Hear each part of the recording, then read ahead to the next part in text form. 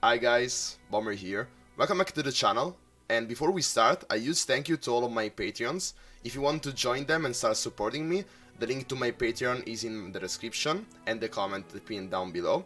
And with that said, let's jump into the video. So okay guys, I just recently created a new account on Reddit for Bomber TV. I don't know really, like I'm very new to this site. If you can follow or whatever, like you will find the links down below in the description. And I thought what better use for, reviewing custom lore cards. Probably there is no other YouTuber or whatever that is doing this, and actually I really like exploring designs and stuff like that. So I would like also to see your inputs, either here on Reddit, like I will react to them if you post them on Reddit, and if, they get upvotes. But probably I will try to get a way to make a Google form or whatever. In that way you can submit directly to me, and maybe you can make this a weekly appointment or whatever to review cards together. So we start things off with X-Tech Simulacrum, 5 mana, 5/5, Piltover and Zone, with Augment,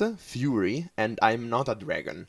So of course here probably there is, of course, like the funny line of, some some dragons say that they are a dragon in their text, which is probably only, what's the name? The 9 mana Invoke card. I can't remember the name, but yeah, like, because it is a celestial and a dragon, so like it says I am a dragon, and it was kind of funny. So like the joke here is that it says that this is not a dragon, which is, unnecessary text basically. But yeah, like aside from that, obviously there is this nice the theme lore wise going on about the dragon being a machine instead, so that it is not really a dragon, it is more of like a mech, if it ever becomes an ally type, a unit type in Legends of Runeterra.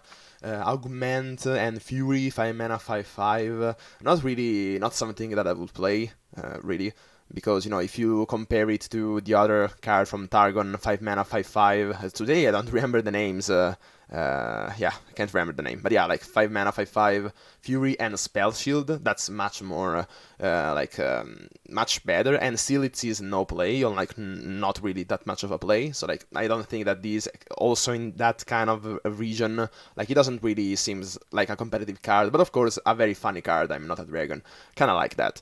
So then we move on and we go to 5 mana, Stampeding Elnuks, 4/5, it is an Elnuk, and it has Overwhelm, and grant attacking Elnuks Overwhelm. So, and Infraljord. So this is definitely kind of a meme card, because I know about a time and place in which like Elnuk decks were a thing, but then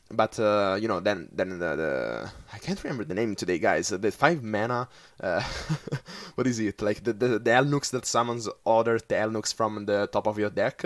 It was nerfed, and then the meme deck that was kind of dead already become even more dead. So like, yeah, this could be a way to revive the archetype, but I don't think so. Like at the moment there are simply too few Elnuks in the game. If we see more Elnuks in the future, then definitely this is kind of interesting for sure. Like already 5 mana for 5 Overwhelm, which is not good, but it is not even bad. So attack grant, it is grant, not a give, which is something that we could tweak, because I see that this Stampeding Elnuks leads the way and gives Overwhelm to all the others, but like if this dies, why should the other Elnuks, like, do they learn to be overwhelming? I don't really know. So like I think it should be give, not from the balance standpoint, but from a design, from a lore, this kind of stuff.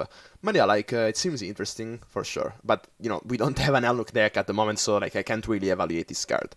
Then moving on, we have the Boy Who Shattered Time, which is Echo. So like, forgive me, but I don't have enough knowledge about League of Legends, so like I don't really. It probably is a champion from League of Legends, but I don't really know whatever he does in the game. Like absolutely, first time I see this champion. So it is 4 mana, 3/2, quick attack, and a new keyword, which probably they will explain in the other 6, the other 5 cards. Strike, create a fleeting chrono break in hand. So, okay. Then level up, you have played 5+ spells during tempo. Okay, so this is the the new mechanic that is, exploring with this champion. And yeah, 3-2 doesn't seem all that crazy. Of course, we have to see what the Chrono Break is and what tempo is, first of all, to evaluate really this card. So let's move on.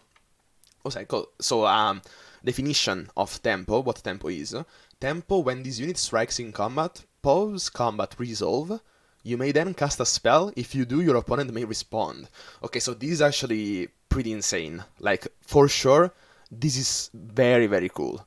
Like, completely... If this was added in the game, I don't know, like, I think that it would be very cool to actually interact during combat in this particular way. I don't know if if there are a lot of units with tempo, like you continuously pause the combat every time, so probably, I don't know, like first time in a turn when this unit strikes in combat, so like you can only activate tempo one time, because then it becomes a bit tedious, that the first unit attack, then you have to decide if you want to respond in that moment or not, and again and again. So yeah, probably a bit of a, too much slow pace during the combat, during the game in general. So like yeah, probably I would change this to just one time in a turn to make this more, and also like probably only when you're attacking. I don't really know about that, but yeah, like for sure one time per turn, and also I will change it to when you are attacking. So like a bit of quick attack, like it only works on your attack, not if you are defending and they still strike. But yeah, like for sure, for time saving in the game, one unit, like one time per turn, you can activate tempo. Then like instead the attacking is much more flavor wise, but I don't really know how it actually works in the game, the League of Legends, so I can't really say. But yeah, definitely very, very interesting. This mechanic is like a 10 for me in design. So let's see how he actually implemented, like explore this mechanic. So the Chrono Break, which is, the card that Echo gives you in hand when he strikes. Also, it is a strike, so like you can activate this multiple time, and as it is like said right here. So for example, when this unit strikes in combat, okay, so in combat, okay. So like yeah, it doesn't work. I was thinking about single combat, for example, which is even like I don't know, like what if you single combat during combat? Those that still counts as a strike during combat. So like for example, Echo can activate tempo 2 times. Basically one at the start of the combat after single combat has been casted, and one when he actually strikes. So yeah, definitely very confusing, but I think that then, the Riot team could figure something out to actually make this mechanic playable, working into the game without these kind of scenarios. But yeah, anyway, so moving on. So Chrono Break, remove an ally from combat. Oh, I see. So basically, 1 mana burst, by the way. So like for example, Echo strikes, and then before the quick attack, after the quick attack activates, you stop the battle, the combat, so that you can return Echo to your hand without being strike back. Which is kind of interesting. Yeah, I see, like it's probably a time manipulator or whatever, so I kind of like that. You played 5+ spells during tempo, so I love the fact that I think that all champions should head towards the you have played, you have done, you have cast, instead of I've seen.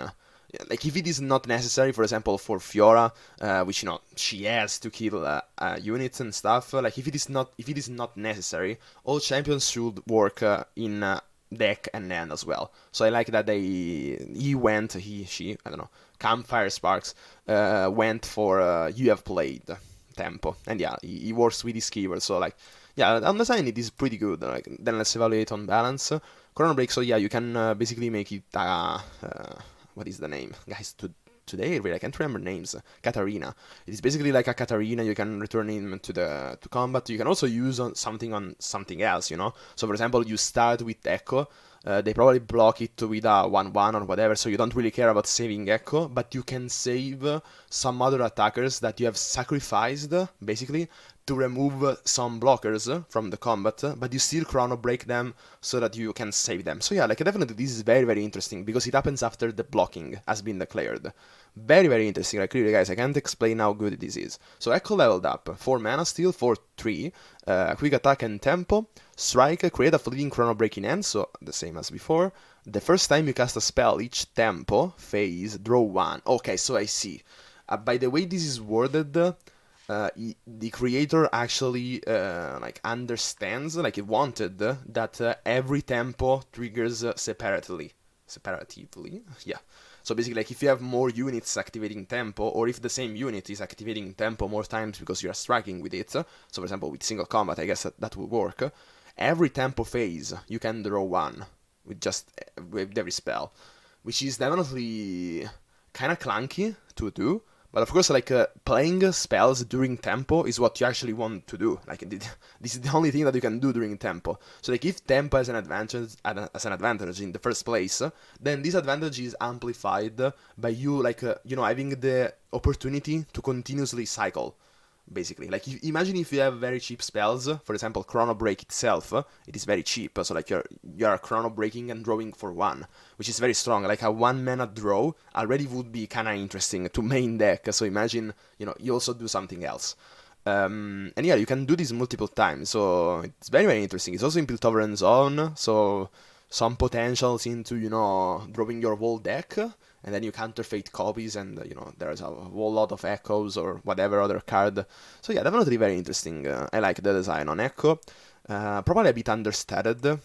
I would be more like going more crazy with him. Better to overshoot than to undershoot. So probably a 4 mana 4/2 would probably be more representative of his aggressive nature, I guess. He probably seems like an aggressive guy, but then not too much overpowered, because 4/3 like Jinx would be kind of strong, because it also generates value, which Jinx does not when she's in his base form and her base form. So yeah, like I would like 3/2 seems kind of weak. Anyway, then there is also, his champion spell, which is, so like he designed everything here. 2 mana fast Echoes time Winder, but it is main deckable, I guess, because it is Echoes time Winder, and all champion spell are main deckable as well. Fast, 2 mana fast, deal 1 damage to an enemy and create a fleeting return in your hand. Shuffle Echo into your deck. So 2 mana deal 1, which is not as strong to an enemy. I don't know the wording here, but an enemy can also be the enemy nexus. I don't think so. Probably no, because you have to specify an enemy or the enemy nexus, I guess. That's how it works. Then return, so it's 0 mana fast. Fleeting, redeal 2 damage to a unit. Can only be played during tempo. That's interesting. So like, yeah, definitely like playing these as just a 2 mana deal 1 damage to an enemy, it is terrible. Instead, this becomes a 2 mana deal 3, possibly, but you have to cast this on tempo. So for example, if you want to remove a blocker or something which is on the back lane, you start with which is not blocking your tempo attacker, which goes first, then you can do that still. Like you can remove it from not really blocking, because if the attacker is not overwhelmed, he is still blocking, like on paper, but you can still remove him from the board, basically, before they can actually interact and kill your other units or actually do something. So yeah, kind of interesting. Also, this card is very, very interesting. Of course, like I like also that he explored like very deeply his tempo mechanic. So like he gave us basically 2 spells, one which is directly from Echo, and the other one which is also kind of related to Echo, because it is his champion spell, but also like a spell nonetheless, and they both interact with tempo. So like for example, I don't want to rant about other card games, but for example, Hearthstone releases some new mechanics and they don't fully explore it. Like they just release 2 or 3 cards with that new mechanic, and that's it. So like, if I want to make an expansion, like at least half of the expansion, if not even more, should work around the new mechanics. If not, what is the sense of a new expansion? And new mechanics, if you're not print card from that mechanic. So like, yeah, all the cards that we have here work with tempo, which is this new mechanic, and I like this like design process behind this designer. So yeah, definitely a lot of praise to him. And then finally, probably, I guess, let's go for Underbelly Infiltrator, 2 mana, 1/1 elusive, Bilgewater. The first time I strike the enemy nexus, nab 1. Okay, so this is definitely something interesting that I could probably see as a mechanic in the first place. So for example, I don't know, we had in Eternal the same ability here, which was Infiltrate. Infiltrate, this would basically be Infiltrate dots nab1. So just a one-time activation effect when you strike the enemy nexus. Of course, elusives are very good at doing this because you just are weak to removals or other elusives. So yeah, definitely. This is most of the times 2 mana, duel 1 and nab 1. So like, is that strong? I don't think so, not that much. Of course, the 1/1 elusive continues to put pressure, but it's not a huge pressure. It also activates Plunder. So, like, yeah, this is definitely a very cool design because it puts together multiple archetypes that our region is trying to like explore. So, like, it is not really a Plunder synergistic card because there is no Plunder in it, but you could use this as an activator for Plunder. And you know that also Nab and Plunder work well together because, for example, you have Black Market Merchant, which is Plunder Nab synergy. So, like, this is also a kind of a card which goes into that style. We have the same as what was the word? 3 mana, draw 1 and no, sorry, Nab 1, Plunder, Nab another 1.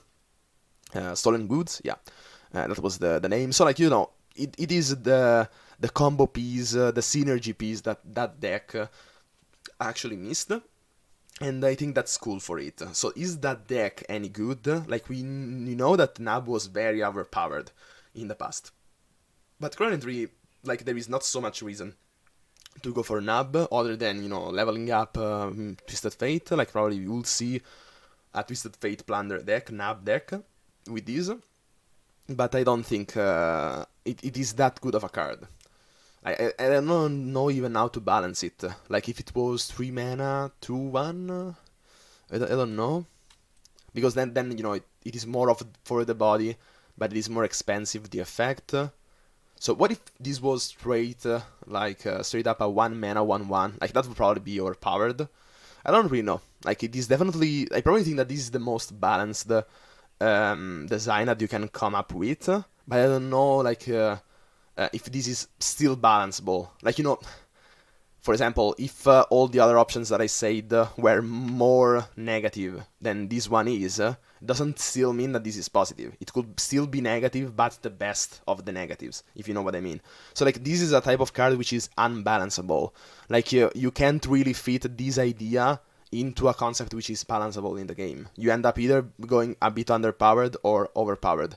Like, because also when you are very low on stats, like this one, like, there are very few things to tweak.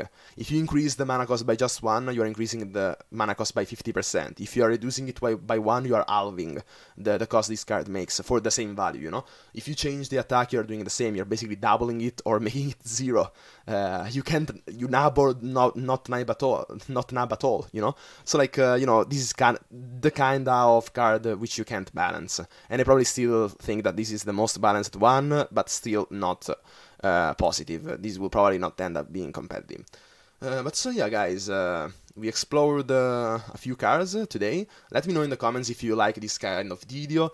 Also, I will leave in the description the links to my Reddit and probably the Google form in which you can submit your own cards, or just like submit them to Reddit, say that it is for my contest, let's call it like that, but it's not a contest, like, it's just to be reviewed in a video, if you want to be part of a video. And I think that's it for this video. Hope you liked it and find it useful, and as always, see ya! So yeah, guys, that's it. If you enjoyed the video and want more content like this, please consider subscribing to the channel. Also, turn on the notifications, otherwise YouTube won't notify you of my content. Also, enter my stream so that you can interact with me live, as well as entering the Discord server so that you can interact and stay in touch with this amazing community that we are building. All the links that I just said are down below in the pinned comment and in the description, as well as also Twitter and Instagram. So that's it for this video. Hope you liked it and find it useful, and as always, see ya!